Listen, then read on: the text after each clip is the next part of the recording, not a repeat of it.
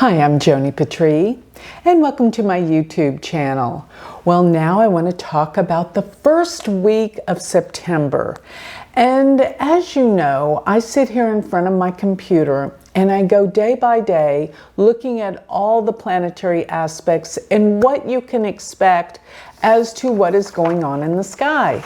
So this is going to take in the first week of September, September 1st through the 7th. So before I get going, I want to remind everyone to sign up for my free newsletter. Go to galacticcenter.org. While you're there, check out my Patreon page. And also remember that my galactic planner is about to expire. You're not going to be able to sign up and get a free month. So go to galacticcenter.com and get your free month. See if you like it. You don't even have to buy it.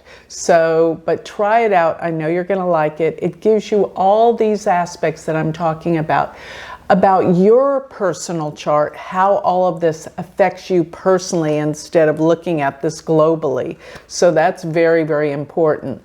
And remember, if you want to study with me, I'm starting my school this month, University of Vedic Astrology.com. Become my student. So with that, I'm going to be looking at the first week of September. What can you expect? September 1st. This is right before the new moon because the moon is behind the sun. This is what we call a waning moon. It's in the darkest phase, which is in Western astrology called the Baslamic moon. And with that, that means it's a time for introspection. It's not necessarily the time that you're going to want to go out, do new things, start new things. You got to wait till the new moon. You can't have this happening when the moon is dark and a phase is ending. So the cycle of the moon is so vitally important if you want to really use astrology to get things done. Remember the Farmer's Almanac. They use the cycle of the moon to plant. It truly works. So the moon right now, it's just entered into Magha, the nakshatra called Magha, which starts at the very beginning of Leo. So we've got the moon in the very early degrees of Leo. This is right at about noontime, Central Standard Time. And Magha is the nakshatra that can deal with our family heritage, looking back at our ancestry and being connected with them. This is very exciting and powerful for you to spend some time. Use this day to to be introspective. Look into your life. Start to imagine what came before and how you can use past experiences and what you've learned from the past to better make plans for the future. But don't start anything yet. This is not the time to start anything new. Aside from that, this is like very interesting that this is a time where Venus is in Virgo right now. It's not the greatest time for relationships for the most part of this month because it's coming together with Ketu. So this can be a time where you can see losses around relationships. People are not getting along. People are not coming together. And also with Mars being in Gemini, and it's in the 11th house from where the moon is, friends aren't very agreeable during this time either. And on the 1st of September, we have Uranus stationing to turn retrograde. So then things are getting really, really dicey at this time with Uranus stationing. Uranus rules change. And when it turns retrograde, oh my gosh, expect the unexpected. And it won't be just this day. We're going to feel it this whole week while it's stationing and turning backwards. And it's at a critical degree. It's really, while it's here, it's close to that fixed star Algol, which has been, people losing their head and literally people losing their lives. This is a really crucial, difficult period. So use this day to be deeply introspective about your life, who you are, your heritage, where you come from, your family. That's what this day is good for. So now let me move on, and I'm going to be looking now at the 2nd of September. And the 2nd of September, we will have the new moon. Now this doesn't hit, it's going to hit during the day that the moon is new, so let me move it up. It's not going to really happen, the new moon, till the evening.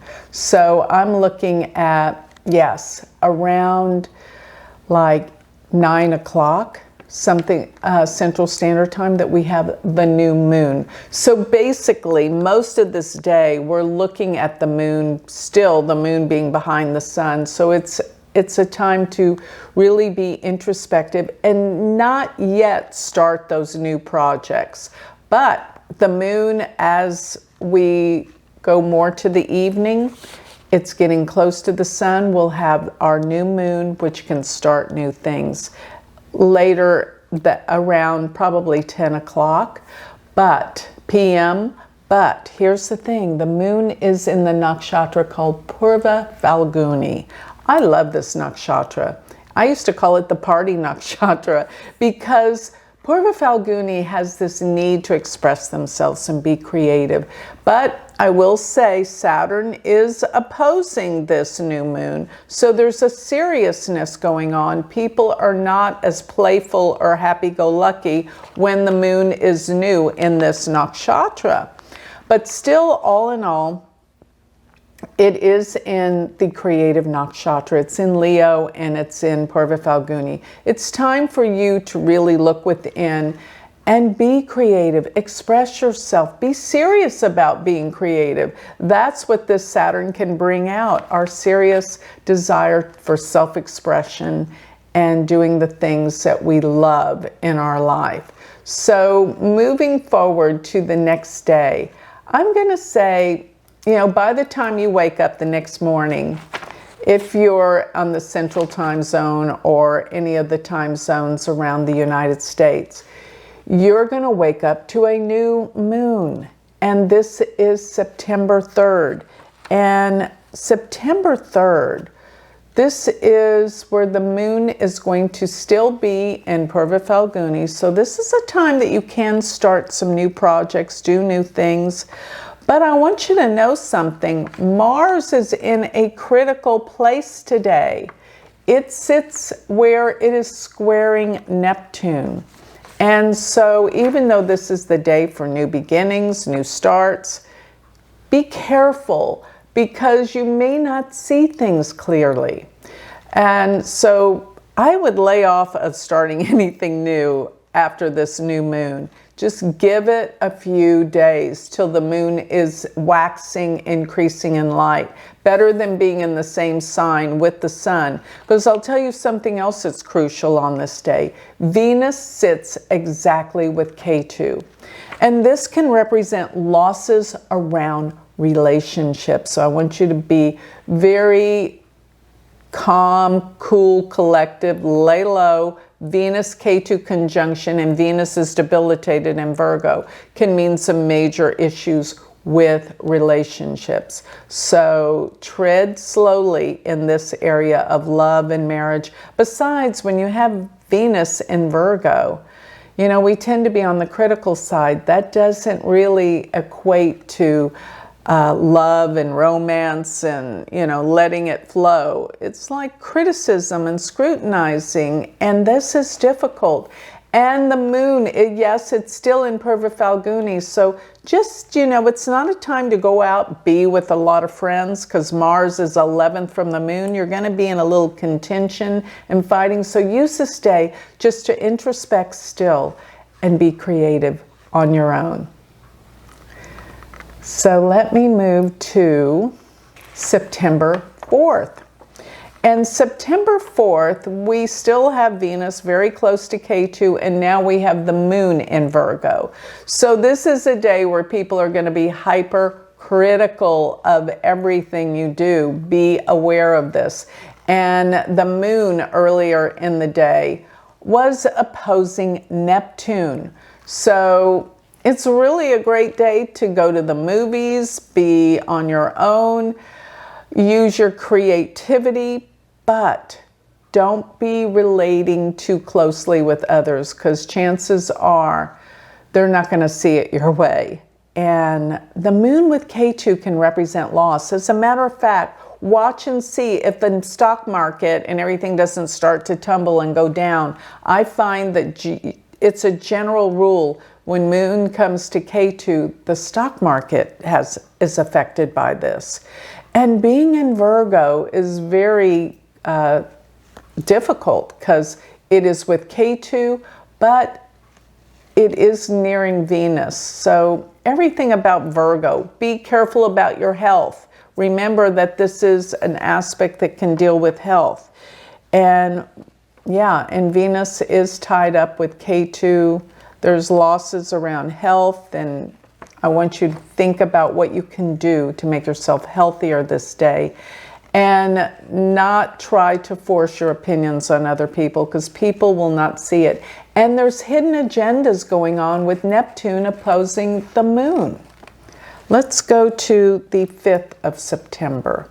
So now I'm looking at September 5th, and the moon is in Virgo, and now it's very close to Venus. It's crossed over K2 before this, and the moon, K2, and Venus, they're all in the nakshatra called Hasta. Hasta is the hand. So this means to hold and to grasp. Hold on to things and grasp. And this even means with ideas, like people with this nakshatra, their moon in it, are extremely smart. They're sharp, they're smart, they can hold on to ideas, they get things really fast. But Hasta also means the hand, and it means people are very talented with using their hands. So it's a time of writing, it's a time of creating still, using your hands to do things, make pottery, cut hair, anything or even doing massage. More than anything, this would be a great day to go get a massage, actually, because that's very helpful in healing, and that's what I want you to concentrate on today. But the moon being with Venus makes people a little bit more hospitable, and people wanting to go out and be together. Be careful around the workplace. Do not be asking for favors from your boss, as Mars sits in the 10th house from the moon, and actually that was September 4th as well as the 5th. Be careful around business and work, and don't be asking for any favors, because it will make people at your workplace angry, okay? And this is also a good day, though, for reading about spiritual subjects and possibly even going on a trip, because Jupiter sits in the 9th house from the moon. All right, let's go to September 6th. So I'm looking at September 6th, and the moon sits in Libra. It has bypassed K2 and Venus, which is now in Libra.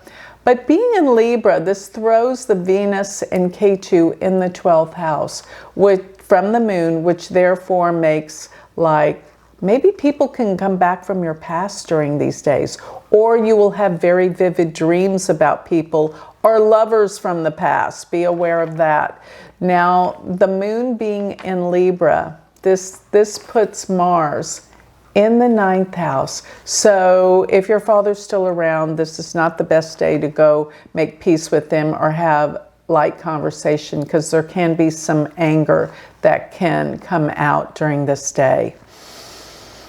Now, Jupiter does sit in the 8th house from the moon. So with Venus, K2 in the 12th, this is a great day for psychic development, listening to your intuition. What's coming to you is absolutely right. Listen and open. And it's also a good day where maybe financially, things are starting to improve and change. Not so fast, but maybe a little. So let's jump to September 7th. In September 7th, we still have the moon in Libra, and now it has moved from, well, I forgot to tell you, when it was in Libra the day before, it was on the 6th, it's in the nakshatra Chitra. Chitra is ruled by Mars, so it's a little contentious, but it's still a strong and powerful moon in Chitra. But on the 7th, the moon will roll into Swati.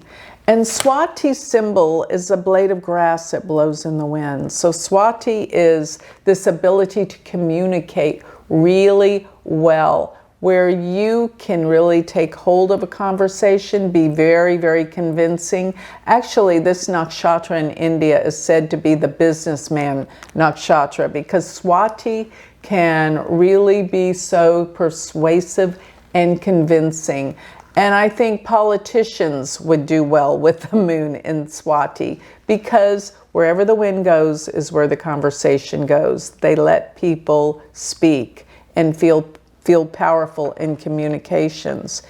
But another thing I'm noticing about today is that on the 7th, Mercury will be squaring Uranus. So Mercury is our ability to communicate and also how we think. Now, with the square of Uranus, there may be some brilliant ideas that come up, but you may not get people to believe them, because the square is kind of an obstacle, but still, you are being downloaded with incredible information on this day, on the 7th.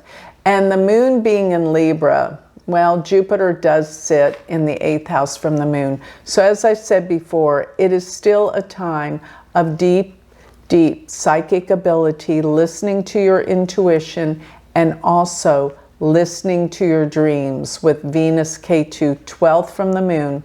And you might have a dream of an old romantic experience with Venus K2 in your 12th. So with that, this wraps up the first week of September.